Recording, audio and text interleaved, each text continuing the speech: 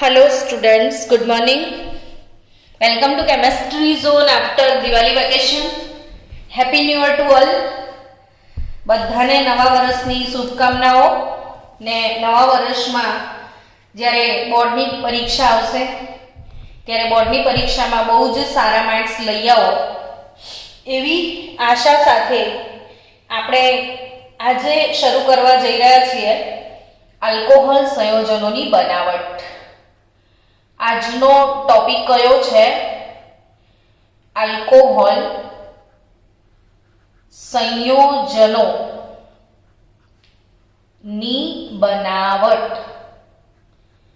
તો આલ્કોહોલ સંયોજનોની બનાવટ, આલ્કોહોલની બનાવટ ની જુદી જુદી પદ્ધતિઓ છે. એમાં સૌપ્રથમ મેથડ છે આલ્કીનમાંથી. આલ્કોહોલની બનાવટ શેમાંથી તમે ભણવા જઈ રહ્યા છો? આલ્કીનમાંથી. અને આલ્કીનમાંથી જે ભણવા જઈ રહ્યા છો એમાં પણ પહેલી મેથડ જે છે એ શીખવાની છે અને એ છે એસિડ ઉદ્દીપકીય. એસિડ ઉદ્દીપકીય હાઇડ્રેશન. એસિડ ઉદ્દીપકીય હાઇડ્રેશન. નામમાં શું સમાયેલું છે સમજીએ. તો નામની અંદર ચોખ્ખું લખેલું છે કે એસિડ ઉદ્દીપકીય, એટલે એસિડ ઉદ્દીપક તરીકે વાપર્યો હશે, હે ને? એસિડ એ આપણો શું હશે? ઉદ્દીપક. હવે હાઇડ્રેશન એનો અર્થ શું થાય? તો કે હાઇડ્રેશન નો અર્થ થાય પાણી નું ઉમેરણ. પાણી ઉમેરવાની ઘટનાને હાઇડ્રેશન કહેવાય. બાળકો, જો તમે ક્લોરીન ઉમેરવાના છો તો ક્લોરિનેશન.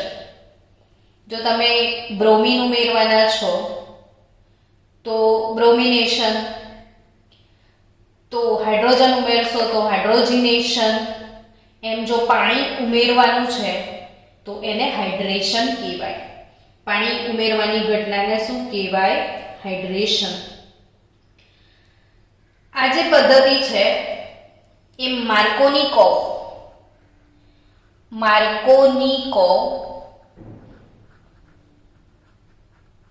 ના નિયમ અનુસાર થાય છે. પાણીનું ઉમેરણ માર્કોનિકોવના નિયમ અનુસાર થશે. એટલે માર્કોનિકોવનો નિયમ યાદ આવી જ જવો જોઈએ કે જ્યારે અસંમિત આલ્કીનમાં અસમ પ્રક્રિયકની યોગશીલ પ્રક્રિયા થાય ત્યારે પ્રક્રિયકનો વિદ્યુતઋણીય ઘટક ઓછા હાઇડ્રોજન ધરાવતા કાર્બન પર ઉમેરાય છે.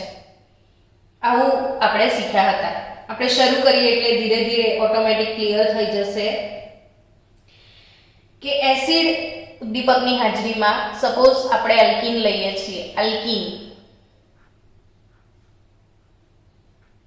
આમાં સંમિત આલ્કીન લખ્યો છે. પહેલા સંમિત આલ્કીનમાં મારે ઉમેરવાનું છે પાણી, H2O. તો તમને યાદ રાખવાનું કે H2O ના બે ભાગ કયા પડશે? H+ અને OH-. H2O માંથી બે ભાગ કયા પડશે? H+ અને OH-. હવે પાઇબંધ તૂટી જશે. યોગશીલ પ્રક્રિયા કોને કહેવાય? તો કે પાઇબંધ તૂટે ને કશુંક ઉમેરાય. તો જો આલ્કીન તો જેમનો તેમ જ છે. મેં શું વસ્તુ આમાં શું ડિફરન્સ છે? તો કે એક ડિફરન્સ કે આમાં આ જે પાઇબંધ છે એ મેં તોડી નાખ્યો છે. હવે પાઇબંધ તૂટે તો શું ઉમેરાશે? તો કે એક બાજુ H ઉમેરાઈ જશે ને બીજી બાજુ શું ઉમેરાઈ જશે OH, એટલે તમને મળી ગયો આલ્કોહોલ. હવે એના 3-4 ઉદાહરણ લઈએ આપણે. સપોઝ તમારી જોડે CH2 ડબલ બોન્ડ CH2 છે. CH2 ડબલ બોન્ડ CH2 એટલે શું? તો કે ઇથિન. ઇથિનમાં તમે ઉમેરવા જઈ રહ્યા છો પાણી. ઇથિનમાં શું ઉમેરવા જઈ રહ્યા છો? H2O. એટલે શું ઘટના બનશે? તો જુઓ CH2 જેમ છે એમ લખ્યું મેં. શું તોડી નાખ્યો? ફાઈબર. હવે H2O છે તો અહીંયા H ઉમેરી દો એટલે CH3 થઈ ગયો ને અહીંયા આગળ OH ઉમેરી દો તો ઇથિન થી શું બનશે? ઇથેનોલ. આપણો ટાર્ગેટ શું છે? આલ્કોહોલ સંયોજનોની બનાવટ. આલ્કોહોલ તમે બનાવી રહ્યા છો શેમાંથી? તો કે આલ્કીનમાંથી. શેમાંથી આલ્કોહોલ બનાવી રહ્યા છો? આલ્કીનમાંથી આલ્કોહોલ બનાવી રહ્યા છો એટલે ઇથિન, ઇથેનોલ. ચલો CH3 CH double bond CH CH3 4 carbon છે. બ્યુટ-ટુ-ઇન. બ્યુટ-ટુ-ઇન થયું બ્યુટીન. બ્યુટીનની પ્રક્રિયા પાણી સાથે કરી રહ્યા છો. ધ્યાન આપજો, H ક્યાં ઉમેરવાનો, OH ક્યાં ઉમેરવાનો?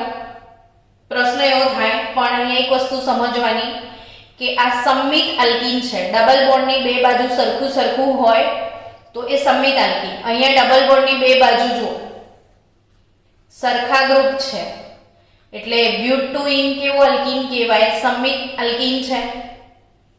તો ક્યાં H ને ક્યાં હોય? તો કે કોઈ પણ જગ્યાએ H ને કોઈ પણ જગ્યાએ OH ઉમેરી શકો છો, સેમ જ પ્રોડક્ટ આવશે.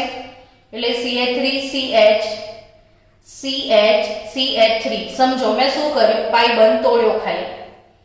તો એક જગ્યાએ H ઉમેરી દો તો અહીં CH2 થઈ જશે ને અહીંયા હું ઉમેરી દઉં OH.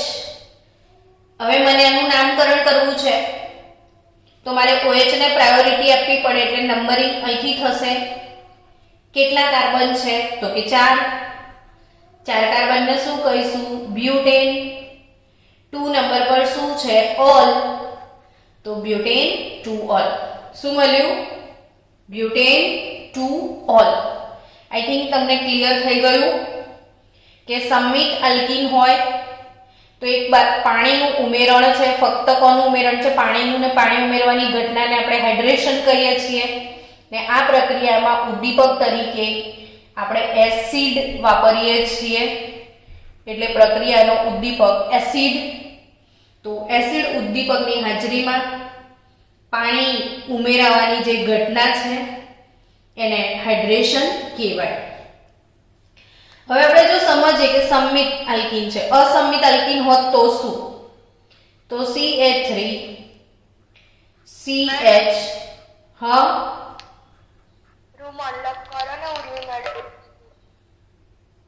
ઓકે.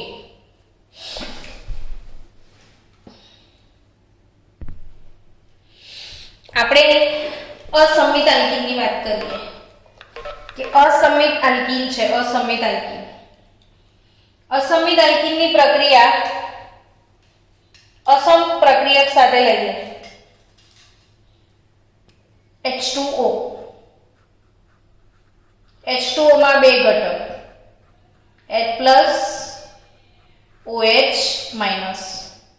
બાળકો કેવો આલ્કીન છે? અસંમિત. દ્વિબંધની આ બાજુ ને આ બાજુ જુદું જુદું છે તો એ વખતે યાદ રાખવાનું કે આ જે ઋણમય ઘટક છે, ઋણમય ઘટક એ કેવા કાર્બન સાથે જોડાય? તો જેના પાસે ઓછા હાઇડ્રોજન હોય. એટલે આની પાસે 1 હાઇડ્રોજન, આની પાસે 2 હાઇડ્રોજન, તો એ આ વાળા કાર્બન જોડે OH જોડવાનો છે. તો CH3 CH3 હવે H જે છે એ અહીં જોડાશે ને OH અહીં જોડાશે એટલે તમારી પ્રોડક્ટ આવશે પ્રોપેન 2 ઓલ. પ્રોડક્ટ શું મળશે તમને?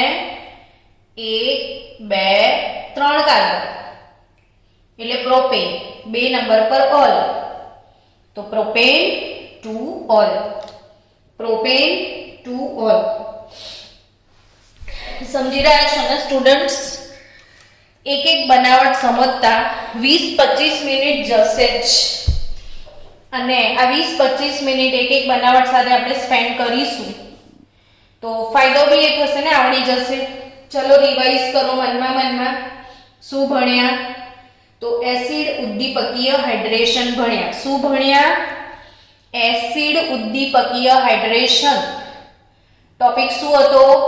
આલ્કોહોલની બનાવટ. શેમાંથી? આલ્કીનમાંથી. Ethene ethanol, butene butanol, pentene pentanol, hexene hexanol. ટૂંકમાં આલ્કીનમાંથી આલ્કોહોલ. ફક્ત પાણી ઉમેરવાનું છે. હવે ખરેખર આ પ્રક્રિયા, એની ક્રિયાવિધિ શું છે એ સમજી લઈએ પહેલા.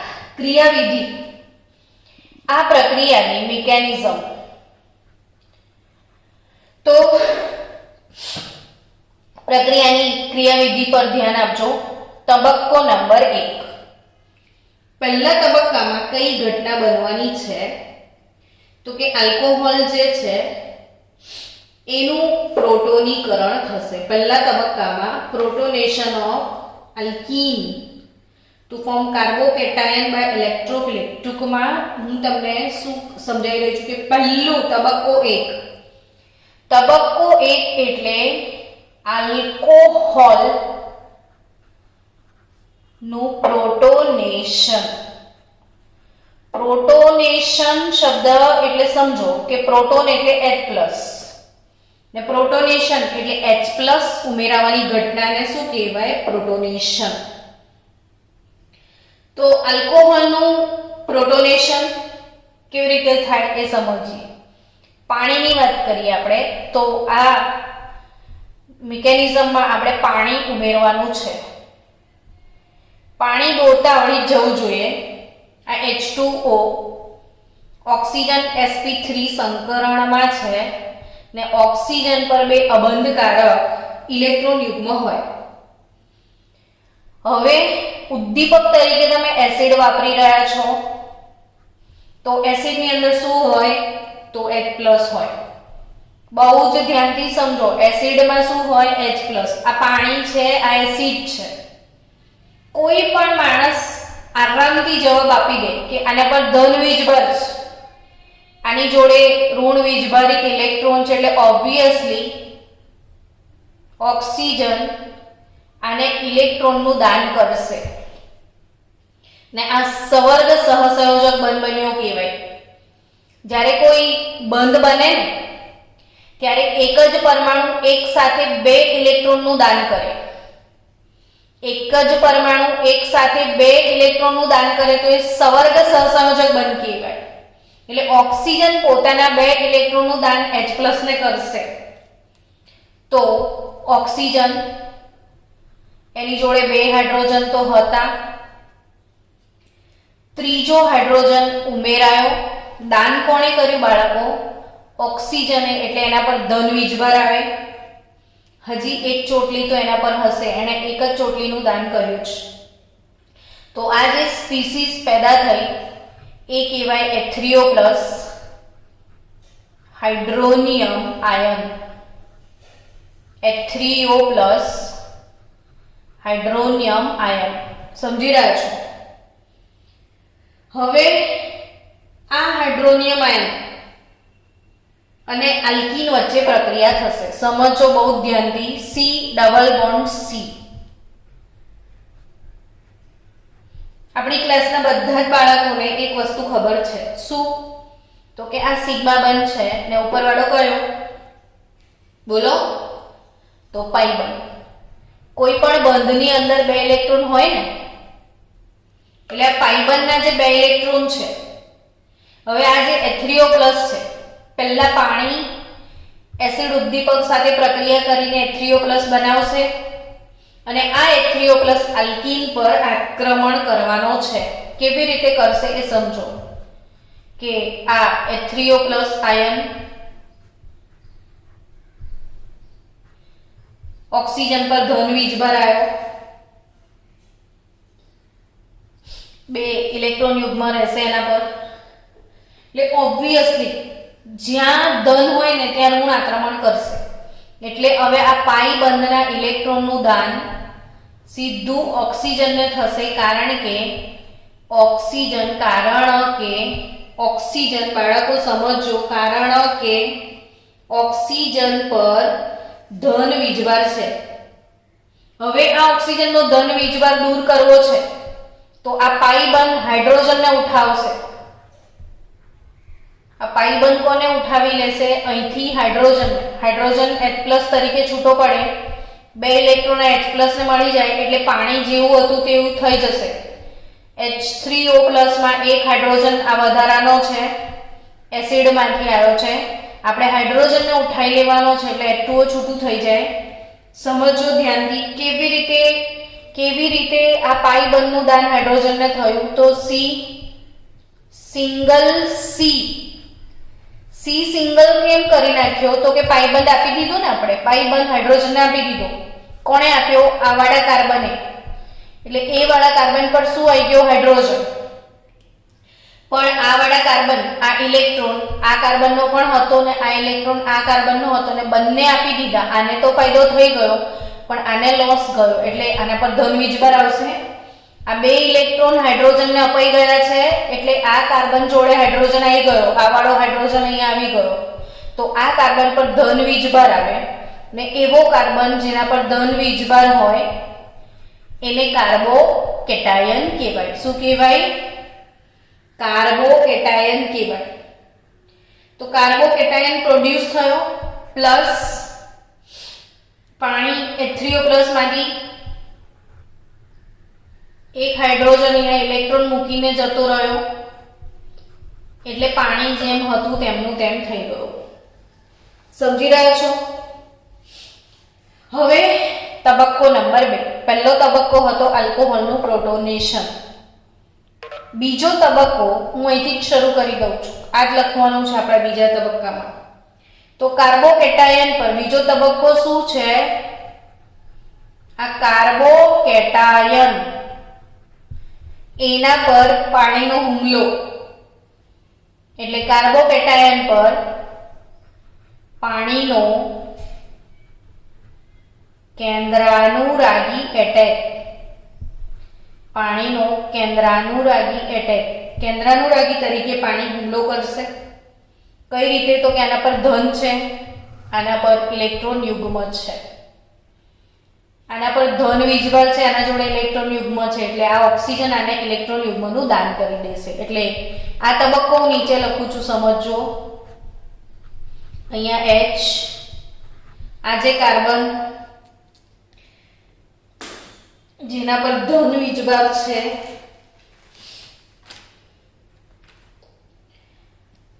એના સાથે પાણી ઉમેરાશે ને આખું પાણી આ કાર્બન જોડે ઉમેરાઈ જશે. ઓક્સિજન H અને આ પ્લસ પાણી ઓક્સિજન આના સાથે ઉમેરાશે. હવે આપણે તો અહીંયા આલ્કોહોલ જોઈતો તો, ખાલી OH જોઈતો તો, 1 હાઇડ્રોજન વધારાનો છે. તો કે પાણી ઉમેરાયો, 1 હાઇડ્રોજન વધારાનો છે, એ હાઇડ્રોજન દૂર થઈ જાય તો આરામથી આપણને આલ્કોહોલ મળી જાય. એટલે ત્રીજો તબક્કો સ્ટાર્ટ થશે ને ત્રીજા તબક્કામાં શું થશે? તો કે આ જે ઓક્ઝોનિયમ આયન બન્યો આને ઓક્ઝોનિયમ આયન કહેવાય. આ જે ઓક્ઝોનિયમ આયન બન્યો એ ઓક્ઝોનિયમ આયન, પાણી તો આપણે નાખેલું જ છે, ફરીથી પાણી સાથે પ્રક્રિયા થશે એની ને ઓક્ઝોનિયમ આયનનું ડીપ્રોટોનેશન થશે, એટલે એનો એક પ્રોટોન દૂર થશે. હવે સપોઝ આ પ્રોટોનને આ ઓક્સિજન પાછો લઈ જાય છે તો CHOH થઈ ગયો આલ્કોહોલ, અને આ H2O ફરીથી H+ ને લઈ લેશે તો શું બની જશે? H3O+, ને આ H3O+ ફરીથી H3O+ જ્યાં હતા ત્યાં આવી ગયા, એ ફરીથી આલ્કીનના બીજા અણુ સાથે આ જ ક્રિયાવિધિ ચાલુ કરશે અને ફરી આલ્કોહોલ બનાયા કરશે. તો આ થયું એક અગત્યની બનાવટ પૂર્ણ થઈ. આલ્કીનમાંથી આલ્કોહોલ, બાળકો આલ્કીનમાંથી આલ્કોહોલ, અને પહેલું હતું એસિડ ઉદ્દીપકીય હાઇડ્રેશન. એસિડ ઉદ્દીપકીય હાઇડ્રેશન એટલે એસિડ ઉદ્દીપકની હાજરીમાં પાણીનું ઉમેરણ. તો આ પાણી છે ને એસિડ ઉદ્દીપક સાથે પ્રક્રિયા કરીને હાઇડ્રોનિયમ આયન બનાવશે. આ હાઇડ્રોનિયમ આયન એ એટેક કરશે આલ્કીન પર. આલ્કીનના જે પાઈ બંધ છે એ હાઇડ્રોજનને એક્સેપ્ટ કરશે એટલે કાર્બોકેટાયન બને. એ કાર્બોકેટાયન ફરીથી એનામાં પાણીનું ઉમેરણ થશે અને અહીં આગળ આખું ને આખું પાણી ઉમેરાશે, ને પાણી ઉમેરાયા પછી એમાંથી ફક્ત એક પ્રોટોન એટલે ડીપ્રોટોનેશન ઓક્ઝોનિયમ આયન બનશે, ને ઓક્ઝોનિયમ આયનમાંથી પ્રોટોન દૂર કરીશું એટલે આપણને આલ્કોહોલ એઝ અ પ્રોડક્ટ મળશે. તો આ થઈ આપણી પહેલી ક્રિયાવિધિ. હવે આપણે આગળ વધીએ છીએ બીજી ક્રિયાવિધિ તરફ કે આલ્કીનમાંથી આલ્કોહોલ બનાવવાની બીજી કોઈ રીત છે ખરી? તો એ સમજીએ કે આલ્કીનથી આલ્કોહોલ બનાવવાની બીજી રીત છે હાઇડ્રોબોરેશન ઓક્સિડેશન. કઈ પ્રક્રિયા છે? હાઇડ્રોબોરેશન ઓક્સિડેશન. હાઇડ્રો એટલે હાઇડ્રોજન, બોરેશન એટલે બોરોન. તો આમાં હાઇડ્રોબોરેન ઉમેરવાનો છે. હાઇડ્રોજન અને બોરોન બંને, બોરેન અને હાઇડ્રોજન બંને ઉમેરવાના છે એટલે એને હાઇડ્રોબોરેશન કહેવાય. અને ઉમેર્યા પછી એનું ઓક્સિડેશન આપણે કરવાનું છે એટલે ઓક્સિડેશન. તો આ પણ હાઇડ્રોબોરેશન ઓક્સિડેશન શાના માટે છે? તો કે આલ્કીનમાંથી આલ્કોહોલ મેળવવા માટે છે. આલ્કીનમાંથી આલ્કોહોલ મેળવવા માટે છે. આ પદ્ધતિમાં જે ઓક્સિડેશન છે ને બાળકો, એ ઓક્સિડેશન આપણે કોની હાજરીમાં કરવાના છીએ? તો જલીય NaOH, જલીય NaOH ની હાજરીમાં H2O2 હાઇડ્રોજન પેરોક્સાઇડ વડે ઓક્સિડેશન થવાનું છે.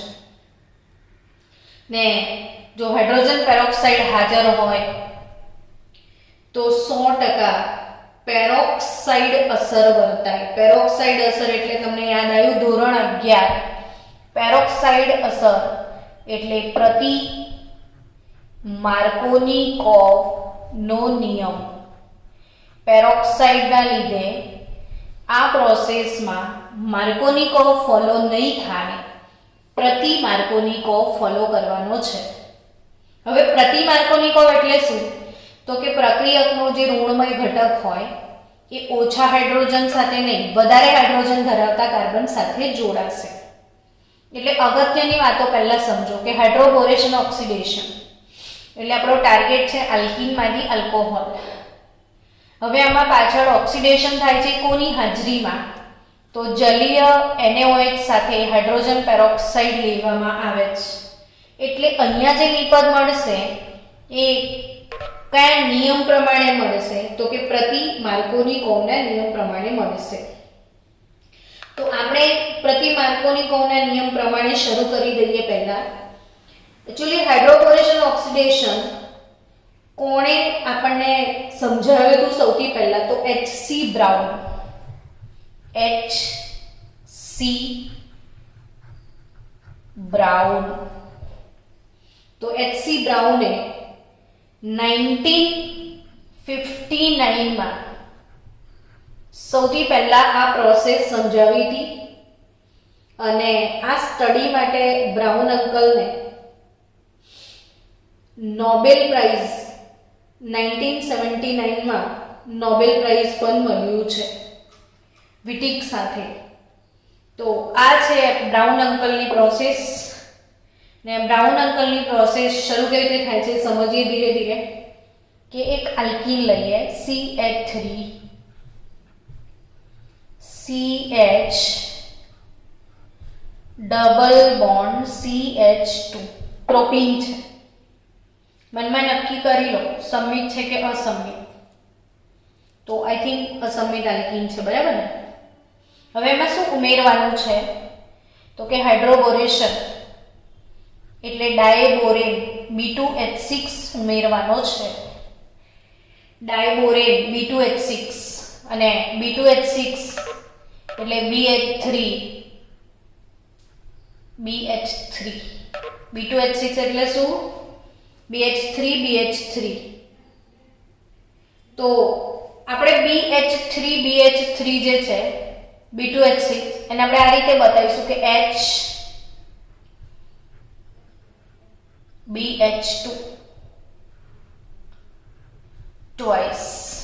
મેં BH3 માંથી એક H છૂટો પાડી દીધો. સમજો BH3 માંથી H એક બહાર નીકાળી દો તો શું બચે? H પ્લસ ને BH2 માઇનસ. આ મેઇન વસ્તુ સમજવાની છે. BH3 છે તો H પ્લસ અને BH2 માઇનસ આ રીતે ઉમેરવાનું છે.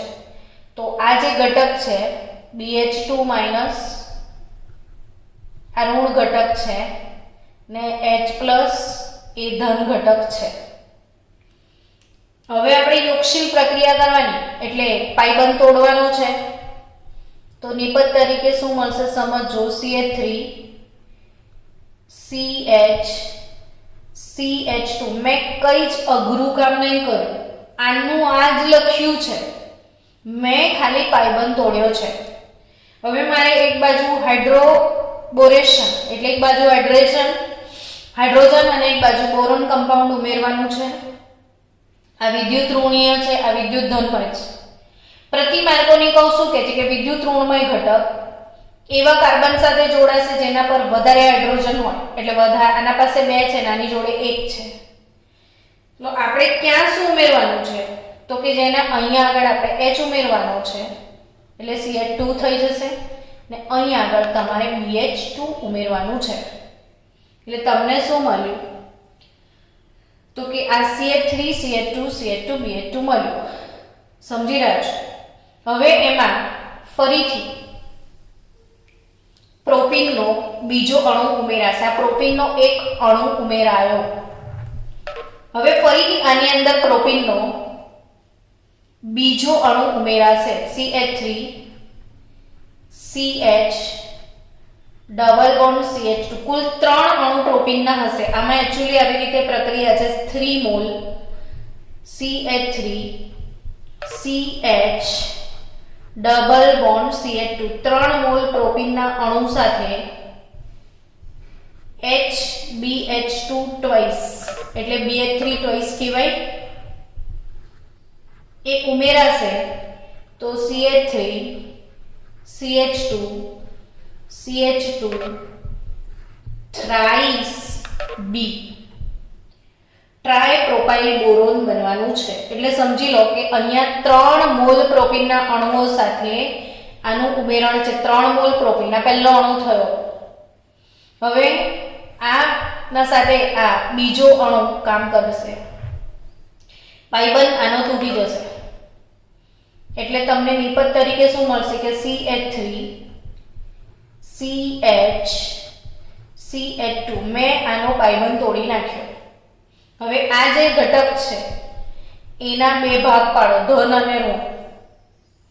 આનો ધન ભાગ એટલે H+ અને આનો ઋણ ભાગ એટલે CH3 CH2 CH2 BH minus. આમાંથી મેં એક હાઇડ્રોજન બહાર કાઢી લીધો, બીજું કંઈ જ નથી કર્યું. CH3 CH2 CH2 BH minus ને એક H+ છૂટો પાડી દીધો. તો પ્રતિ માર્કોની કોના હિસાબથી અહીંયા આગળ હાઇડ્રોજન ઉમેરાયો એટલે CH2 ને આ બાજુ આ ઋણ ઘટક ઉમેરાશે એટલે BH CH2 CH2 CH3 થયું.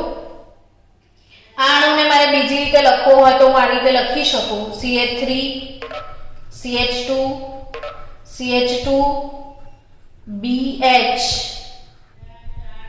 અને ટ્વાઇસ.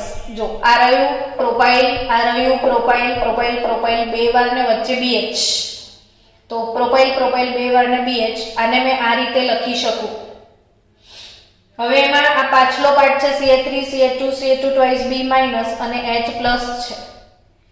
હવે સમજો ફરીથી પ્રોપીનનો ત્રીજો અણુ ઉમેરાય છે. પ્રોપીનનો ત્રીજો અણુ CH3 CH double bond CH2. આપણે પ્રોપીનના 3 અણુ ઉમેરવાના છે.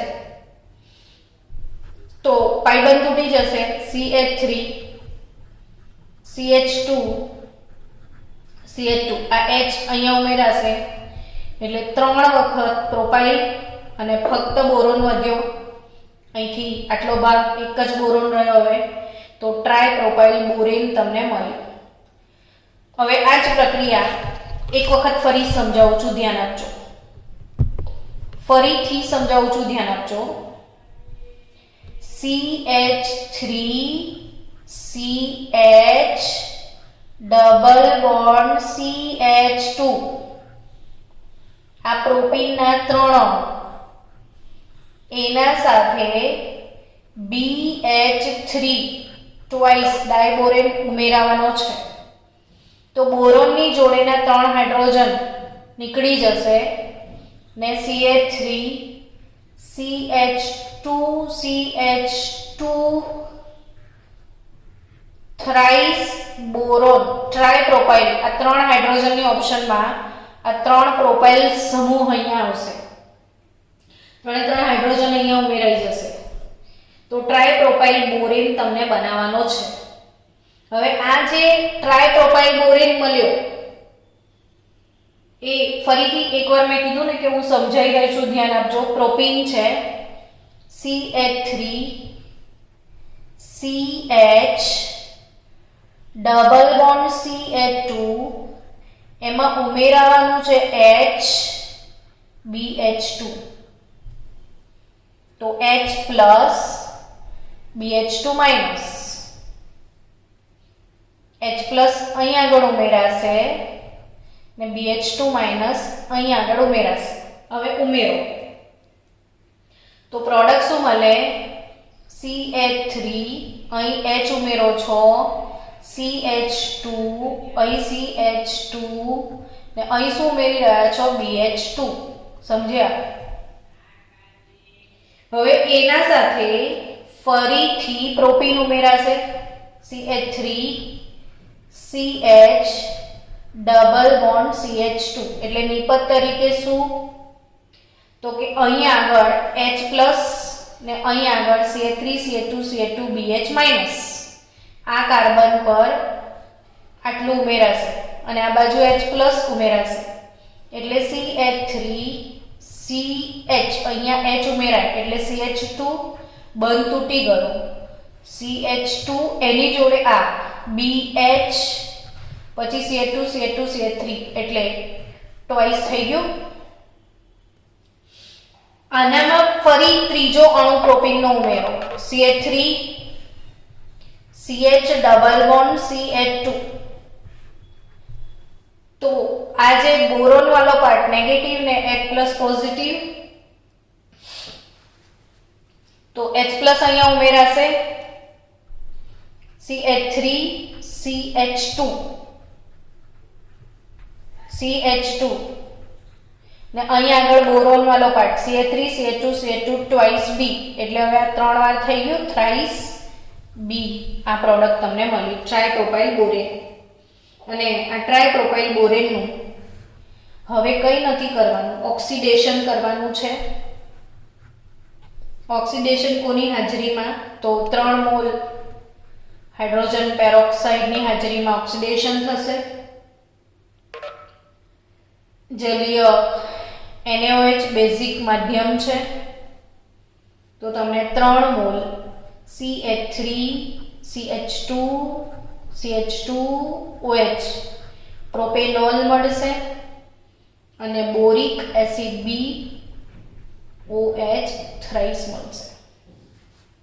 આ CH3 ટ્રાય પ્રોપાઇલ છે. આ 3 મોલ પ્રોપાઇલ જોડે 3 મોલ OH ની પ્રક્રિયા થશે એટલે તમને મળવાનું છે 3 મોલ OH સાથે 3 મોલ પ્રોપેનોલ અને boric acid as a by product. તો